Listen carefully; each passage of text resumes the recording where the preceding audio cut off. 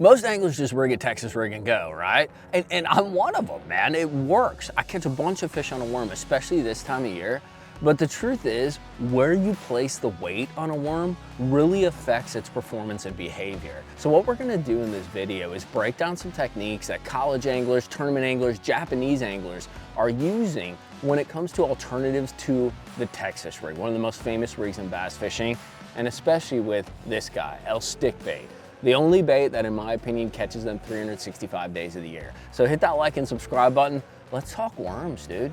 The first one I'm gonna show you, I actually stole from a buddy of mine, LowBrow Fishing. Go check him out on YouTube. I'll put a link to him down in the description box. It's a real cool rig that's a play on something that we all use, a weightless Senko, right? But it sort of steps it up a little. First off, just take your stick bait and do a standard Texas rig. No weight, just a little O'Shaughnessy hook, you know, weedless, just like you're gonna skip it under docks, something along those lines. Then you're gonna take a little nail weight. You've been seeing me use a nail weight a lot because it's such a functional little additive to kind of tweak any kind of soft plastic that you're fishing. 1/16 of an ounce, 3/32, something in that ballpark.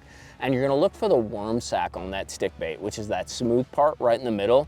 And you're basically gonna slide this weight right into that worm sack, but you don't wanna push it through so it punches through. You're gonna sort of embed it under the skin of that worm, just like that. And what's gonna happen with this thing is kind of unique. Instead of having that shimmy down that you get normally with a Senko or a stick style bait, this bait's gonna do, and he described it best, LowBrow did, it does this sort of paper action where it does this rocking, sort of floating, almost like a feather in the air, just floating down to the bottom. You get this rocking style action and you're able to fish it a little bit deeper because it is falling a little bit faster than your standard weightless Senko. Kind of a cool rig, great for skipping around docks, great for fishing kind of shallow to mid-depth cover, holes in the grass, things along those lines when you're looking for a slightly different presentation than that standard Senko shimmy. Next is the chicken rig. And it's kind of a variation of the Waco rig. It just adds a different feature. So what you're gonna do, once again, take your stick bait, standard O'Shaughnessy, offset shank hook. Instead though, this time, you're actually gonna hook the bait a little bit lower. You're not gonna go through the nose of the bait, and you're gonna slide down maybe an inch, 2 inches, and you're gonna put the hook in, just standard, just like your Texas rigging, but you're doing it further down and you're doing it slightly under the skin and coming back out, just like that. Then once again, you're gonna take that nail weight, little 1/16 ounce, 3/32, and you're gonna place that in the nose of the bait, almost like your Nico rigging, and slide it on in. Now, the function of this rig is you get a wacky style performance. This worm is going to kind of flex underwater. However, it's gonna be weedless, and the nice part about it too is you can upgrade your tackle. So normally on a Nico style rig, you throw it on spinning tackle, 8-pound, 10-pound test, things along those lines. It's a finesse presentation. This allows you to throw 12, 15, maybe even 17-pound fluorocarbon and use a bait caster. You don't wanna go too heavy with it, but maybe like a medium heavy 7.3, medium action 7.1, something in that ballpark. So you can fish this thing around thicker cover, docks, clumps of grass, stumps, but still get that flexing sort of wacky rig presentation that you get out of the finesse Nico rig. I really dig this one. It's super functional, it's kind of sneaky, and it looks very different in the water than your standard Nico rig. Once again, you're gonna start with like a standard Texas rig weightless stick bait, just your standard Senko like you'd skip. But what you're gonna do with this one is slightly different. I'm gonna take a little scissors and I'm going to clip off that little tail right about there. And then normally I'd use like a nail weight with a lot of these Nico style rigs. In this case, I'm actually gonna go to lead and I'm gonna use like it's a nail weight, but it has kind of like a little ball tip to it. This is actually, I think it's a Dobbins one, about 1/8 of an ounce. You can go a little heavier or a little lighter depending on the situation. All you're gonna do is take this thing and place it into the tail of the worm. This is what's called a reverse Neko. So you have a Texas rig, standard weightless setup, and then you're gonna have that nail weight in the tail of the worm. Why this one is so cool. This bait is going to fall straight down or backwards in some situations. So you get this gliding presentation. Once again, just like the chicken rig, you can fish it on heavier tackle. You can even go up to 20-pound, something like that, 25-pound fluorocarbon if you want to, because the way I like to actually fish this is holes in the grass and docks.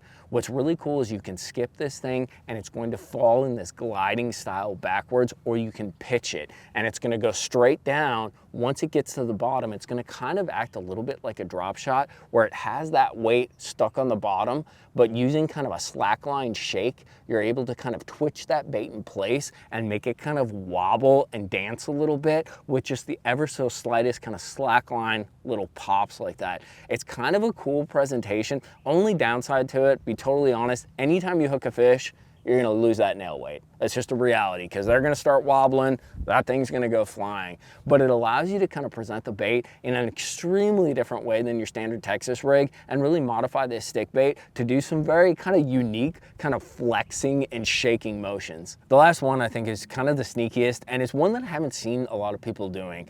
I kind of came up with it, and maybe, you know, if you guys have tried it, drop it down in the comments box for me. But what I like to call it is a reverse flick shake. So a flick shake is basically, I think Jackal designed it. It's a weighted wacky rig hook, little ball head, maybe a weed guard on there and a circle hook. And normally you would use it and wacky rig a stick style bait, right? It gives you the weight right in the middle, and then you just kind of flick that thing and get that wacky style flexing presentation. Well, quite a few years ago in Wisconsin, I went up there, ultra clear water, smallmouth mostly, but some largemouth, and I couldn't catch anything, dude. It was before forward facing, before minnow jiggling, all that kind of stuff. And what I started doing is actually taking a smaller stick bait. This is a Demiki Stinger, but maybe like a 3 or 4 inch stick bait, taking this flick shake, and instead of going through the middle, you basically hook it almost like a drop shot style bait, and you hook it right through the nose, just like that. You don't slide it up the hook, just right through the nose. And in contrast to the other kind of rigs that I showed you where you're pitching, flipping, dragging, things along those lines, what you're actually gonna do with this is almost treat it like a little Kitech, but an ultra light Kitech. It has this cool kind of gliding motion, and what ends up happening is when you're reeling it, the tail actually just jiggles ever so slightly back and forth. So it's definitely more of a clear water finesse, you know, finicky fish, maybe smallmouth, spotted bass style technique, but you just kind of flick it out there, maybe skip it under a dock, let it glide down for a minute, and then just slowly reel. It's something you want to do with lighter line, on spinning tackle, 8 or 10 pound, even 6 pound in some situations, and you're letting that worm simply just dance and do its own thing. And it has this amazing sort of shake to it that's ultra subtle, but dude, it absolutely triggers these clear water fish when they will not bite anything else. I thought you guys would dig that. A few little kind of sneak master flashes on the old dangle stick, dude. You can do a ton of things with a stick style bait, and that's why I love it, dude. If you got open water almost 365 days of the year, you can catch bass with this thing in some way, shape, or form.